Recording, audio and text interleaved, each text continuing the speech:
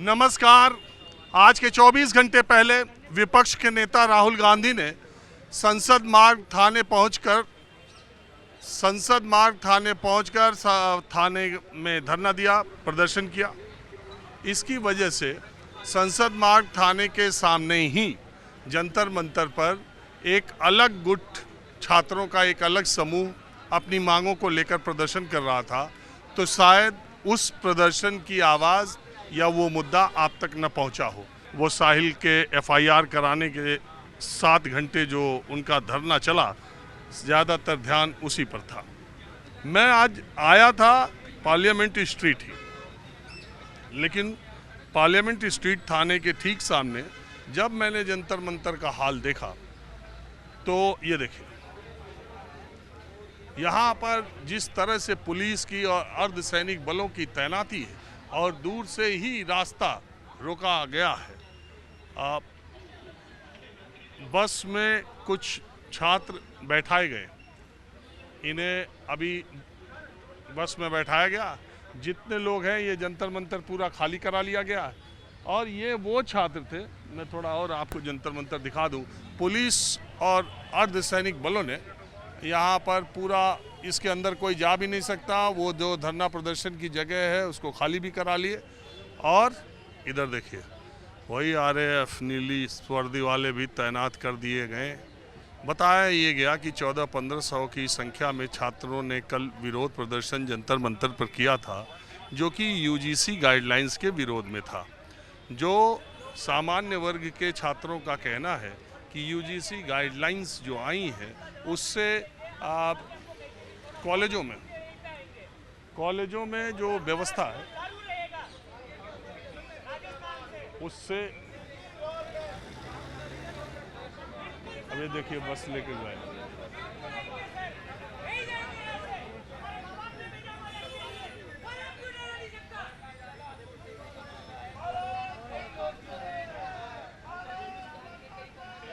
ये वो छात्र थे जो विरोध प्रदर्शन कर रहे थे यूजीसी गाइडलाइंस को लेकर के, और आरक्षण के खिलाफ भी इनका आंदोलन था।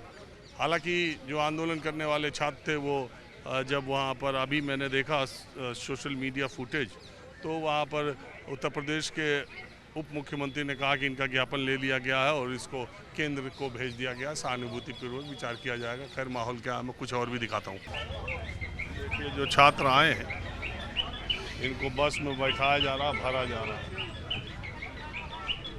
जो यहाँ थे यहाँ अभी कोई है ही नहीं, सबको बस में भर दे रहे हैं कि आप बस में रहिए।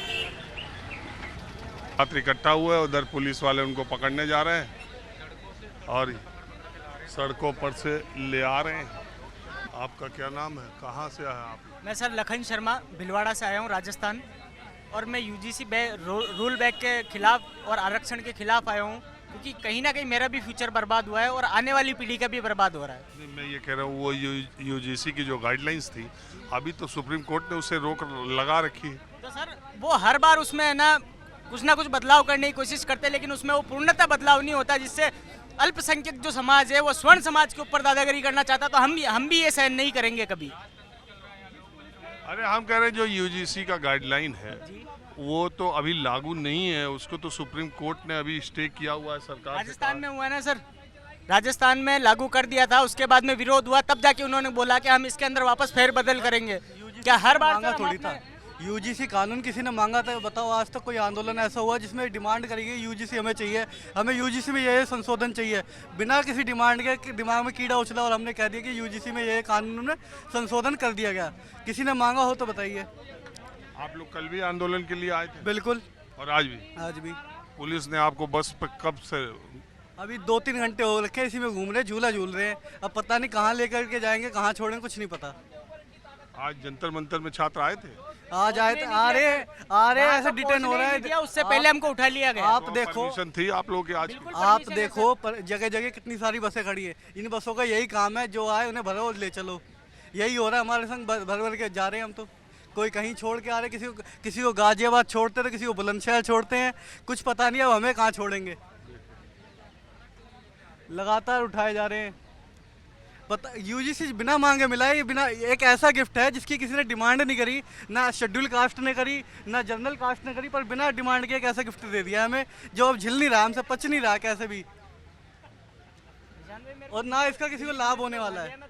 आप कहाँ से आए हो? पुलिस ने बैरिकेडिंग लगाई है, बैरिकेडिंग के बाहर भी कोई व्यक्ति खड़ा है, उसको पकड़ के ये लोग बस में चढ़ा रहे हैं। चाहे ना कोई नारेबाजी नहीं करी, उसको भी पकड़ के बस में चढ़ा रहे हैं। तो क्या इनका ये तरीका है? जो आप आंदोलन वाले हैं या क्या? हम आंदोलन के लिए आए हैं। मैं सड़क वाला हूँ, सड़क पे से जा रहा था, एक सिंह साहब आए, हाथ पकड़ा और अंदर लेके आ गए। आपका आंदोलन से कोई लेना देना नहीं, सड़क से जा रहा था, खुल के बोल रहा हूँ। लेकिन अब इन्होंने अंदर डाला है तो मैं अंदर वीडियो बना रहा हूँ अपने लिए। अब आंदोलनकारी हैं, अब ये आंदोलनकारी हैं। अभी मैं सड़क पे ही जा रहा अब था। आम जनता है, कानून है भाई, कौन कानून ये कहता है कि एक जगह 5 लोग इकट्ठा नहीं हो सकते, लेकिन अकेला बिठाया जाता है जब एफआईआर होती है उनके ऊपर। अकेले बिना एफआईआर हमको बिठाया कैसे इन्होंने गाड़ी में, पुलिस वाहन में कैसे बिठाया इन्होंने? कुछ तो कारण होना चाहिए ना। आप किस वजह से आए हैं? आप वजह मैं सोरों से आया हूँ, कासगंज से, आंदोलन में शामिल होने के लिए। तो मैं यहाँ रोड पे आ पाया था, सारे गेट उधर से बंद थे, तो इधर आया कि किधर से जाने का रास्ता दिया गया है। कोई रास्ता नहीं दिया तो मैं ज़बरदस्ती घुसने की कोशिश भी नहीं की इसीलिए। लेकिन यहाँ खड़े हुए थे, कोई नारेबाजी नहीं की, इन्होंने उठा के बंद किया है। ठीक है, बंद किया तो कहीं लेके जाइए, बंद कीजिए, जेल में डालिए, यहाँ क्यों खड़ा करके रखा हुआ है? तो आपका भी वही यूजीसी के यूजीसी वापस होना चाहिए, रिजर्वेशन पे सार्थक चर्चा होनी चाहिए, जो सही व्यक्ति को मिल सके रिजर्वेशन। और SC/ST एक्ट में भी ऐसे संशोधन होने चाहिए, जो व्यक्ति निर्दोष है वो ना पकड़ा जाए। ऐसे कई उदाहरण आ चुके हैं कि लोग पकड़े गए हैं, कई साल बाद छूट के आ रहे हैं निर्दोष होकर के, उसकी तो जीवन बर्बाद हो जाता है। तो जब कानून के बारे में सरकार देख चुकी है तो कुछ तो ऐसे बदलाव सरकार को करना चाहिए। मुर्दाबाद। नारेबाजी नहीं करनी है हमको सार्थक चर्चा चाहिए। बात करो, हम बात करेंगे नाराबाजी। एक एग्जांपल, हमको नारेबाजी नहीं चाहिए, हमको सार्थक चर्चा चाहिए, लॉलीपॉप नहीं चाहिए सरकार की बातों का। अगर वो सीरियस हैं तो इस पर चर्चा करें, समाधान लेकर आएं। अरे हम ये कह रहे हैं कि यूजीसी गाइडलाइंस पे सुप्रीम कोर्ट ने अभी तो स्टे कर रखा है, सरकार से कहा है उस पर। अभी फिलहाल यहाँ पर जंतर मंतर पर जो प्रोटेस्ट शुरू हुआ वो यूजीसी को लेकर नहीं हुआ था, वो आरक्षण को लेकर के हुआ था। यूजीसी के लिए शायद वो और भी मार्च वगैरह अलग चल रहे हैं, हम आरक्षण वाले प्रोटेस्ट में शामिल होने के लिए आए हैं। लेकिन मुख्य मांगे तीनों चीजों पर हैं। लेकिन अभी यहाँ जो प्रोटेस्ट है वो आरक्षण के लिए था। आरक्षण सही व्यक्ति तक पहुंच ही नहीं रहा है। यहाँ जातिगत ना भेदभाव की बात है ना कुछ, बात सिर्फ इतनी सी है, जिस व्यक्ति को मिलना चाहिए, जिस समाज में के लिए भी दे रखा है SC और ST वर्ग के लिए, वहाँ भी सैकड़ों जातियाँ ऐसी हैं उनको नहीं मिल पा रहा है। जो पूरा 70-75 साल से आप व्यवस्था चला रहे हो देने की, और आप उनका उत्थान कर ही नहीं पा रहे हो, तो आप जो व्यवस्था पर आप विचार करो ना कि व्यवस्था ठीक है ही नहीं। ठीक है, आपकी बात हो गई। अब आप अपनी बात बताओ। हम आए आर्थिक आधार पर आरक्षण हो, इटावा से, यूपी से, इटावा से आए, करली सेना से जिलाध्यक्ष इटावा से। हम आए आर्थिक आधार पर आरक्षण हो, हम सबकी बात करते हैं।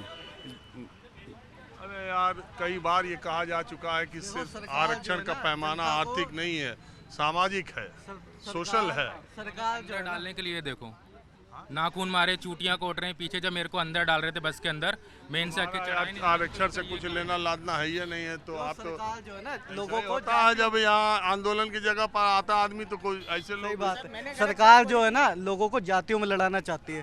आप कुल मिलाकर के देखो, क्या सदन में स्वर्ण कैटेगरी के लोग नहीं है? वो क्यों नहीं आवाज़ उठाते? हम आम जनता आवाज़ उठा रहे हैं, इन आम जनता नहीं स्वर्ण कैटेगरी के लोग।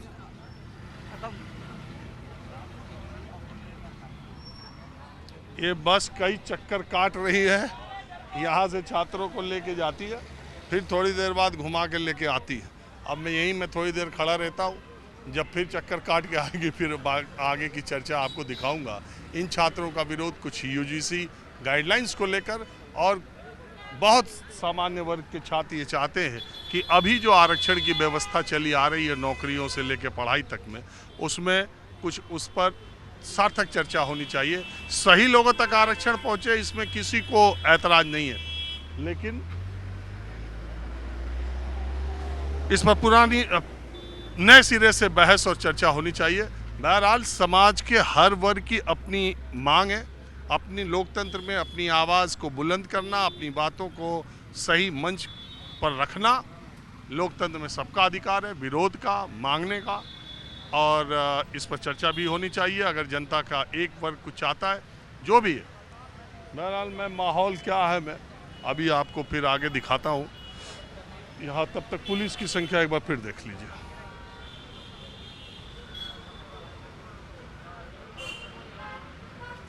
बहुत लोगों का ये भी कहना था कि आंदोलन को वो दूर से देख रहे थे और तभी उनको पकड़ लिया गया और उनको छोड़ दिया गया। सड़क के उस पार इस पार। हाँ बोले भैया, इधर आइए इधर आइए। कहाँ आप?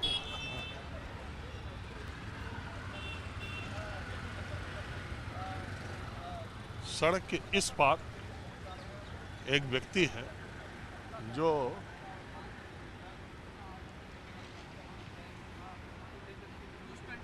हाँ जी नमस्ते। आप उधर खड़े थे इस आंदोलन में, आप भी हैं? हाँ आए तो हैं। कैसे आपको अभी तक पुलिस नहीं उठाई? सबको तो उठा ले जा रही। मैं अभी आया हूँ, शायद आपको बात करते देखेगी तो पुलिस हो सकता है उठा के ले जाए। तो ये आंदोलन कल भी था। हाँ कल भी था, लेकिन वो सारा ध्यान राहुल गांधी के इस पार्लियामेंट स्ट्रीट थाने में बैठने की वजह से उधर चला गया, तो इस आंदोलन की चर्चा कम हुई। मैं आज आप यहाँ पे आ गए हैं तो चर्चा तो पूरे देश में फैलेगी, क्योंकि आपका आना ही काफ़ी है। नहीं, मैं तो हर जगह जाता हूँ। आप हमेशा से जो है आवाज़ उठाते रहते हैं लोगों की। मैं चूँकि मेरा काम है, मैं घूमता रहता हूँ, देखता हूँ कहाँ जनता किस बात पर इकट्ठा हो रही है, क्या आवाज़ है इनकी, अब पता चले कि मेरा तो काम है। तो आया, मैं देख रहे तो ऐसा तो इंतजाम इधर देख रहे हैं आप जब यहाँ पे कॉकरोच गैंग का जो वो चल रहा था, प्रदर्शन चल रहा था, प्रोटेस्ट चल रहा था सीजीपी का, तब भी आप यहाँ रहे होंगे। ऐसा ही माहौल था? नहीं, देखिए ये बैरिकेटिंग और ये सब जो है ना, इसको अब 8 फीट का कर दिया गया। पहले ये 4 फीट का था, अब ये इसमें वेल्डिंग कर दी गई है। इसमें जाने की एक आदमी की जगह है, एक एक करके जा सकते हो, एक एक करके आ सकते हो। पहले ऐसा नहीं था, खुला हुआ था। उस आंदोलन की सफलता या उस आंदोलन ने जैसा कुछ भी माहौल देश में बनाया, मैं ये कह रहा हूँ, उसके बाद भी मैं जंतर मंतर पिछले 1 महीने में कई बार आया, तो अलग अलग मांगों को लेके। एक दिन मैं आया था तो नर्सिंग बीएससी नर्सिंग वाले अपनी मांग को लेकर के थे। एक दिन भोजपुरी वाले 8वीं अनुसूची में जोड़े जाने को ले लोगों को परमिशन मिल रही है, लोग आंदोलन कर रहे हैं। हाँ, ये बात ज़रूर है कि आंदोलन करने वाले लोगों से डिटेल ले रहे हैं, कौन आएगा, कितना आएगा ये। और मुझे आज पता चला कि कल के आंदोलन में अच्छी खासी संख्या में लोग यहाँ आए थे, लेकिन आज क्या हो रहा है पता नहीं। परमिशन मांगी गई है, नहीं मांगी गई है, ऊपर से क्या है। हम यहाँ पे इकट्ठा होकर के किसी भी तरह का कोई राष्ट्र विरोधी कार्यक्रम तो चला नहीं रहे हैं। और सरकार को जनरल कैटेगरी से आखिर इतनी नफरत क्यों है? सरकार को राजपूतों से, ब्राह्मण से या और अन्य बिरादरी से जो जनरल कैटेगरी में आते हैं, उनसे सरकार को इतना डर क्यों है? सीजीपी यहाँ पे प्रदर्शन कर सकती है और हम अपनी मांग को लेकर के यूजीसी रोल बैक की मांग को लेकर के एक धड़ा ऐसा है जो इस सरकार पर यही आरोप लगाता है, हाँ, कि ये सामान्य मानसिकता वाली सरकार है, ये पिछड़ों, दलितों, शोषितों, वंचितों उनका ध्यान न देके। Attack is the best defence कि हम सारा मलाई भी काट रहे हैं और हम अपने आप को कह भी रहे हैं कि हम तो बहुत पिछड़े हैं साहब। हम पिछड़े होकर राष्ट्रपति बन जाते हैं, हम पिछड़े होकर लगातार दो रिजिम से राष्ट्रपति बन रहे हैं, हम पिछड़े होकर प्रधानमंत्री ओबीसी होकर बन जा रहे हैं, और उसके बाद रोना भी है कि हम पिछड़े हैं, हम ओबीसी हैं। उसके बाद हमको आप अपना जो है गुनाहगार ही मानते हैं। हमारी ही सरकार में आप प्रधानमंत्री बनते हैं, आप राष्ट्रपति बनते हैं, सब कुछ बनते हैं। अगर ये तो बात कही जाती है ना कि ये जो जातीय विषमताएं हैं, हाँ, ये जो सामाजिक असमानताएं हैं, हाँ, इसको रोकने के लिए इसमें समाज का वो वर्ग जो हजारों सालों से पीड़ित है, हाँ, जिसके कमर में बेड़ियां बांधी गई, हाँ, जिसको जाति के हिसाब से काम बांटा गया, उनको मेन स्ट्रीम में आपके हम बराबर ले आने के लिए दूसरा कौन सा तरीका है? हाँ, तो मेन स्ट्रीम में आने के लिए आप क्या करना चाहते हैं? इस देश में प्रधानमंत्री से भी ऊपर, प्रधानमंत्री से भी ऊपर कोई पद है क्या? राष्ट्रपति से भी बड़ा कोई पद है क्या? ये बताइए कि इसके बाद आखिर आप चाहते क्या है? कि जनरल कैटेगरी को एकदम क्रश करके उनको जिंदा जो है गाड़ दिया जाए? किस आधार पर आप ये बात कर रहे हैं? तब आप चाहते हैं कि किस आधार पर? आप जो समानता की बात कर रहे हैं, आखिर समानता कहाँ नहीं मिल रही है? वो बड़ी लंबी बहस है, अभी उस पर न जा करके यूजी। एक मिनट, मैं आपसे बात, आप यूजीसी गाइडलाइंस, मेरा ये सवाल है, यूजीसी गाइडलाइंस में बहुत सारे ऐसे प्रोविजन हैं जिन्हें मैं मानता हूँ कि सरकार ने पता नहीं जल्दबाजी में यूजीसी ने या कैसे किया, वो नहीं होने चाहिए थे। दूसरी बात, भाई उस पर जब सवाल उठे तो सुप्रीम कोर्ट ने स्टे लगा दिया, सरकार से कहा कि आप देखिए इसमें कहीं भी किसी के साथ नहीं। तो जब ऑलरेडी वो कानून स्टेड है वो, तो उसके विरोध में यहाँ आने का वो स्टे है, लेकिन वो स्टे कब तक रहेगा? जनवरी तक है ना।